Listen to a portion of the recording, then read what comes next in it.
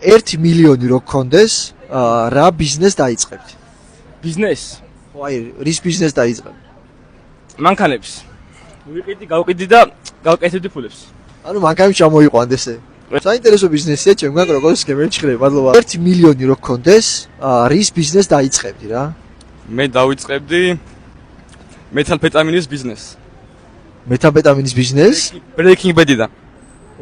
ვა, საინტერესო იდეა. მე ანუ ბევრ ფულში შევიდი ამ ბიზნესით, ჩემი აზრით? კი.